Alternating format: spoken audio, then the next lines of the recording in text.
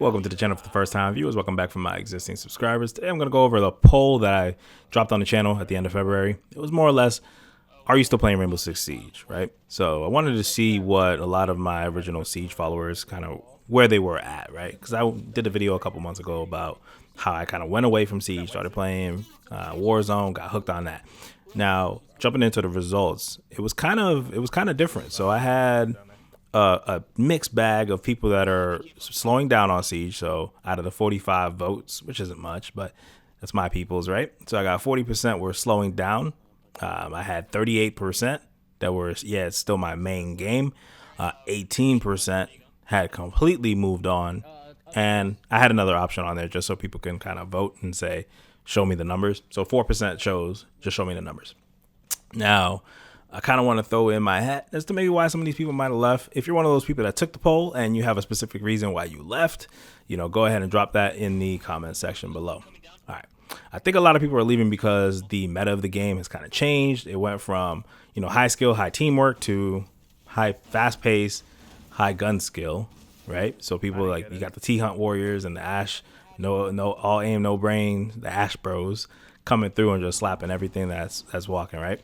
But that didn't used to always work. So there's that, and I feel like some people have left because of that. I feel like another thing is kind of like the game got stale. It's getting old. It's about 6 years old now, and I mean, how long can you really expect to keep the momentum going? So I feel like a lot of people just got tired of the game and kind of moved on of that 18%. Now, that's just me thinking out loud. It could be something completely different. Maybe they got tired of the cheaters, got tired of the way the ranking system works, and whatever they felt about the game was not getting improved. They just never saw any changes, so it was that sign for them to leave. But I would definitely like to see in the comments what it is that made you leave Siege. Because for me, it was just more or less, I slowly started picking up another game, and it just like pulled me over. So, and now I find myself playing Siege less and less, because that could also be a viable issue. I know one Siege fragger, Quasar, he pretty much don't even play no more. Man's went straight to Valorant, and that's been it.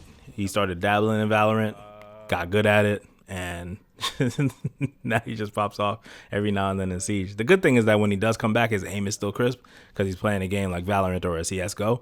So that's always a good thing, but that's one reason one friend of mine has left. Then I want to talk about the people that are slowed down. I think that's me, right? That's the category I would have voted in. I used to play Siege every single night, only Siege, on both my accounts. Now, I had to grind to get the 6 Invitational skin. I had to literally focus on playing Siege, and I started falling back in love with it. But for me, other games took precedence. I started doing more with my channel. Just life came into play, and it just became one of those things where, Warzone and crossplay, there's so many things out there that Siege is not implementing, and most of it is because it wouldn't be fair to do crossplay in Siege. Let's just face it. But the friends that are left on Xbox, to be able to connect with them on Warzone, even if it's like not our main game, just to be able to kick back, make jokes, play, that's like what video games was really like, right? So when I was playing Siege on console, I had a lot of like IRL friends and friends that carried over from 360. So people I've been playing with for like 5, 6, 7 years. So we used to just, try out a new game together. Like, hey, this game's coming out. Y'all getting it? And then if the answer was yes, we'd party up and we would play. So that kind of changed when people started getting on PC. PS4 started gaining traction, so people were getting on that.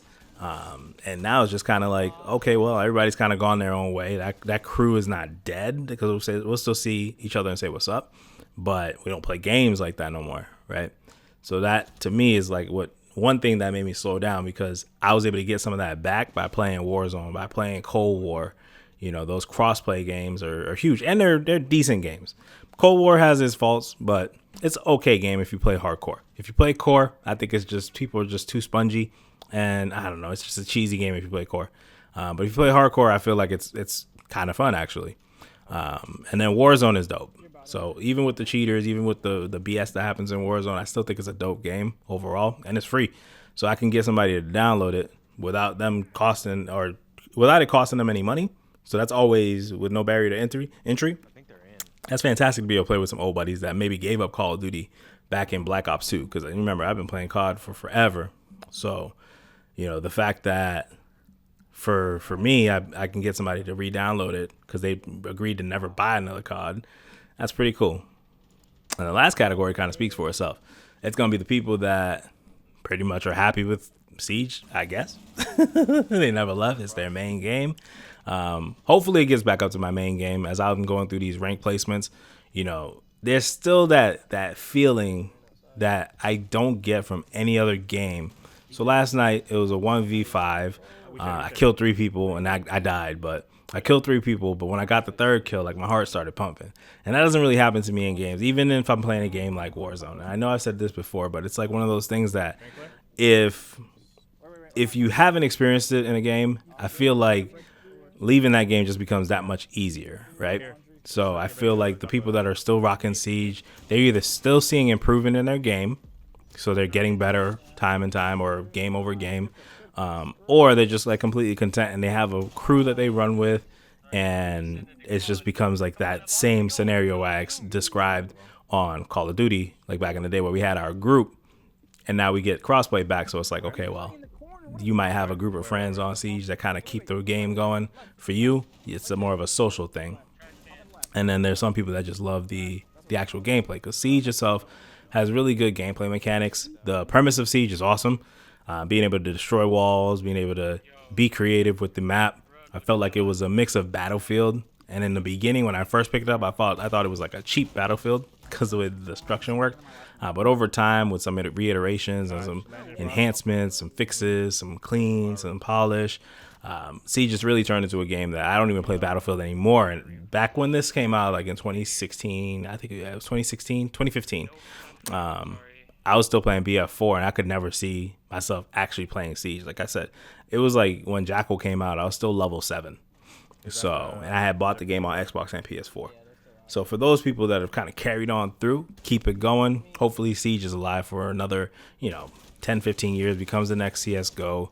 They make a Siege #2, and we kind of just have this steady staple. And I hope they get another resurgence of players. I want to see them climb up to the top of the charts again. I've even seen them on Steam charts at least, and remember, it only counts the Steam numbers, where they're not in the top 10. Now, the new season just started. Typically, the views and the actual the gamers that are actually playing, or the player count, that's the right way to describe it, dips towards the end of the season. So at the beginning of a new season, it really takes a sharp tick upwards because everything's brand new. Everybody's trying to rank up again. You got all the Smurfs are back, so it's like a fresh new start. So everybody's really back. But then towards the end, it kind of weans off. But usually it's in like the 6th spot. But there's a couple of games that have come out that have been kind of steadily rocking that top 5 spot, knocking Siege down, and then you got a couple of new ones come out after that where they kind of fade out, maybe a month, 2 months. But for that time being, Siege just gets knocked down to 7th, 8th, 9th, 11th, wherever it may fall. But like I said, hopefully this game gives a couple more years at minimum. And let me know what you think about the video. Let me know if you're still playing Siege, if it's your main game and you didn't take the actual survey, or if you've kind of moved on, or if you've slowed down. And we can have a conversation in the comment section. Y'all be easy. I'll catch you in the next one.